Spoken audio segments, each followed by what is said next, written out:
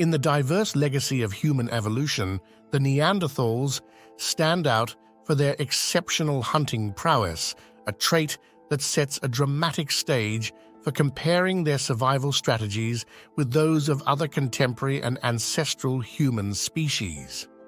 Let's start by comparing their hunting skills with that of Homo erectus. Neanderthals and Homo erectus, two distinct human species, exhibited significant differences in their hunting abilities, shaped by their physical attributes, tool use, and environmental adaptations.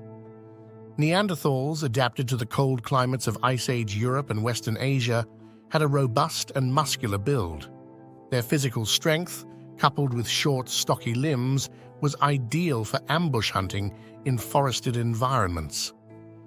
They likely relied on close-range hunting techniques, using their strength to overpower large prey, such as woolly mammoths and rhinoceroses. Their tool technology, known as Mysterian, included sophisticated, flaked stone tools that were effective for butchering and processing large game. Homo erectus, on the other hand, were more slender and adapted to a variety of environments, ranging from African savannas to Asian woodlands. Homo erectus appears to have been the first human species to control fire some 1 million years ago. This adaptability suggests a more versatile hunting strategy. Their endurance and long limbs were likely advantageous for persistence hunting, where prey is chased over long distances until it is exhausted. Homo erectus used simpler stone tools, often referred to as Acheulean hand axes.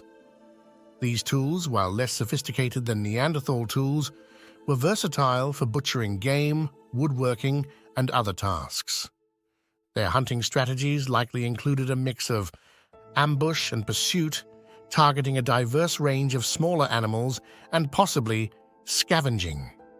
In terms of hunting groups, Neanderthals are believed to have hunted in small, close-knit groups, possibly involving coordinated tactics to take down large prey. Homo erectus, with their longer history and wider geographic spread, might have had more variation in their social hunting strategies. Their ability to adapt to different environments suggests they could have employed a range of tactics based on local fauna and terrain. Overall, the comparison reveals that Neanderthals were more specialized hunters, adapted to taking down large, dangerous prey in their harsh, glacial habitats.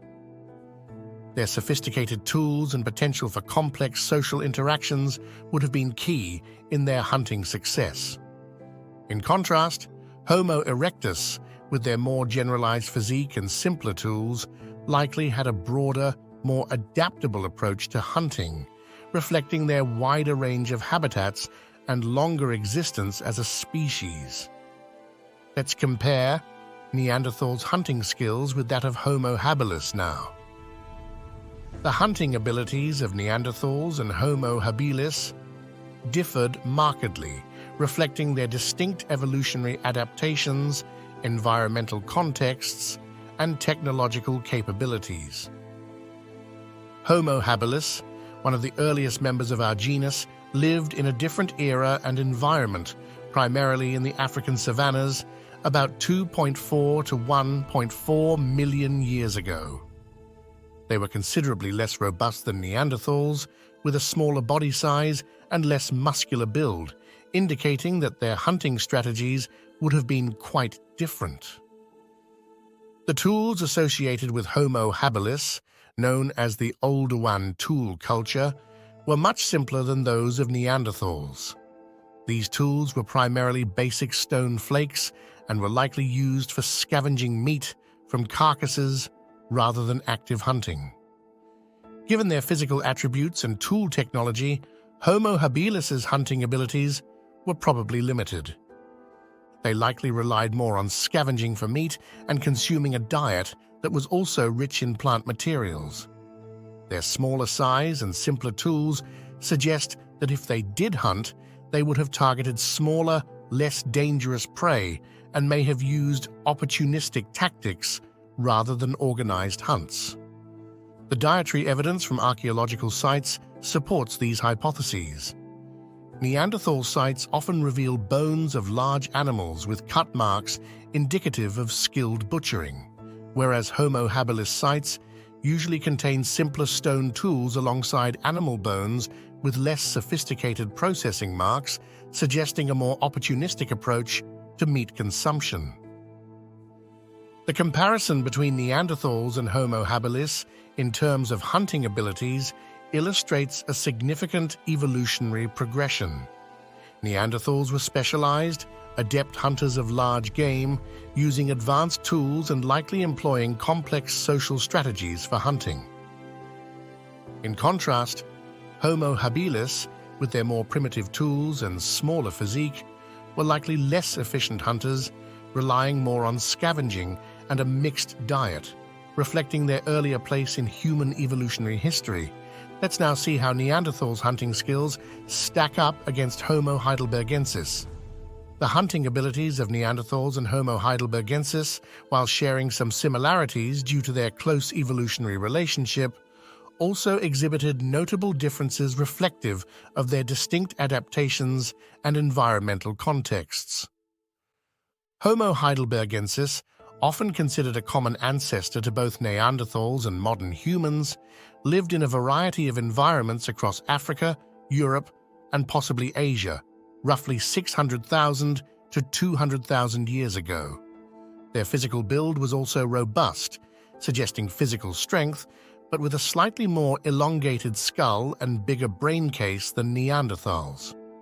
In terms of hunting, Homo heidelbergensis is associated with the Acheulean tool culture, which included hand axes and cleavers. These tools were more versatile than the specialized Mousterian tools and were used for a range of purposes, including butchering animals. However, the less refined nature of Acheulean tools suggests that Homo heidelbergensis may have employed less sophisticated hunting methods compared to Neanderthals.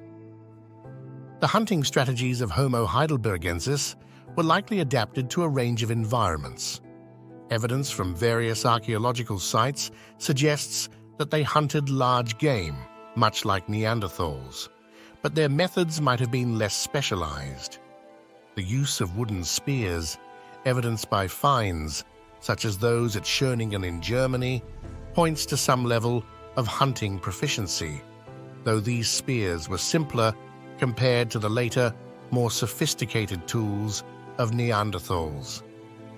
In terms of group hunting, there is evidence to suggest that Homo heidelbergensis engaged in cooperative hunting, as indicated by the organized way in which they processed and shared large carcasses. This social aspect of hunting, along with the use of fire and wooden tools, suggests a complex behavior, but perhaps not as advanced as that of later Neanderthals. While both Neanderthals and Homo heidelbergensis were capable hunters of large game, Neanderthals demonstrated more advanced and specialized hunting techniques facilitated by their refined Mousterian tools. The evolutionary progression from Homo heidelbergensis to Neanderthals reflects a refinement in tool technology and hunting strategies, adapting to the challenges of different environmental and climatic conditions. Now let's compare Neanderthals' hunting skills with that of Homo sapiens. The hunting abilities of Neanderthals and Homo sapiens, while exhibiting some similarities due to their shared genus, Homo, also displayed significant differences reflective of their distinct evolutionary adaptations, environments, and technological advancements.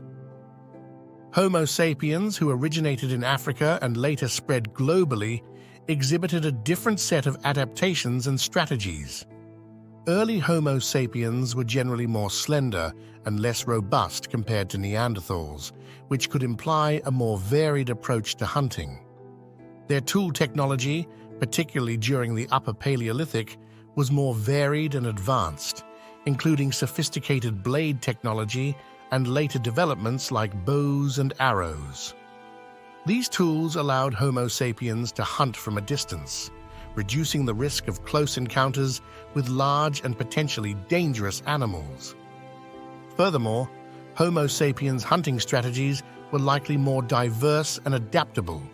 Their spread across various continents and environments suggests they were able to exploit a wide range of prey and adapt their techniques to different contexts. For instance, in open savannas, Homo sapiens might have utilized persistence hunting, leveraging their endurance to exhaust prey.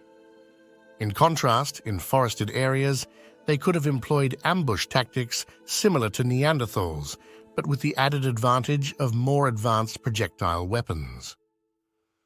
Cultural and cognitive aspects also played a role. Homo sapiens are known for their symbolic thinking and communication skills, which likely facilitated complex planning and cooperative hunting strategies. The evidence of art, ornamentation, and sophisticated language structures suggest that their social structures and communication abilities were more complex than those of Neanderthals, potentially translating into more sophisticated, collaborative hunting strategies. Both Neanderthals and Homo sapiens were skilled hunters. Their approaches and techniques reflected their respective physical adaptations, technological advancements, and cognitive capabilities. Neanderthals were specialized hunters adapted to taking down large, dangerous prey in their harsh, glacial habitats with close-range tactics. Homo sapiens, with their more diverse and advanced toolset, along with their cognitive and social complexities, likely employed a broader range of hunting strategies adapted to different environments, including the use of long-range weapons and more varied group hunting tactics. Now let's compare the hunting skills of Neanderthals and Homo Floresiensis. The hunting abilities of Neanderthals and Homo Floresiensis offers a fascinating insight into how two vastly different human species adapted to their unique environments. Homo Floresiensis, often nicknamed the Hobbit due to their small stature, inhabited the island of Flores in Indonesia. Their small body size, with adults standing about 3.5 feet tall, indicates that they faced different challenges and opportunities in hunting compared to Neanderthals. The limited fossil and tool evidence associated with Homo Floresiensis suggests they used simple stone tools, which were likely adequate for their needs, but not as advanced as Neanderthal tools. Given their small size, it is improbable that Homo Floresiensis hunted large prey. Instead, they likely targeted smaller animals and possibly utilized a range of hunting and scavenging strategies suited to a forested island environment. This could include hunting small mammals, birds and reptiles, or gathering shellfish and other marine resources. The environmental context is crucial in this comparison. Neanderthals were adapted to cold, often harsh climates where large-bodied prey were necessary for survival, both for food and possibly for fur and other materials. Their robust physique was an evolutionary response to these conditions. In contrast, the tropical environment of Flores would have presented Homo Floresiensis with a different set of challenges and opportunities, such as the need to navigate dense forest and the availability of diverse smaller prey and plant resources. Neanderthals and Homo Floresiensis represent two extremes in human evolutionary adaptation to hunting. Homo Floresiensis, with their small stature and simpler tools, likely had a very different hunting lifestyle compared to Neanderthals, adapted to a forested island environment with smaller game. This comparison underscores the incredible adaptability and diversity of the human lineage in different ecological niches. Let's compare Neanderthals' hunting skills with Denisovans. Comparing the hunting abilities of Neanderthals and Denisovans is challenging due to the limited physical and archaeological evidence available for Denisovans. However, we can infer certain aspects based on the available genetic and archaeological data along with the environmental contexts they inhabited. Our understanding of Denisovans is primarily derived from genetic analyses and a few fossilized bone fragments and teeth, as well as some archaeological artifacts found in the Denisova cave in Siberia. The physical characteristics of Denisovans are largely speculative, but genetic evidence suggests they were adapted to high-altitude environments as seen in present-day Tibetan populations who have inherited a gene from Denisovans linked to high-altitude adaptation. This adaptation may have influenced their hunting strategies, possibly requiring them to pursue game in mountainous or varied terrains.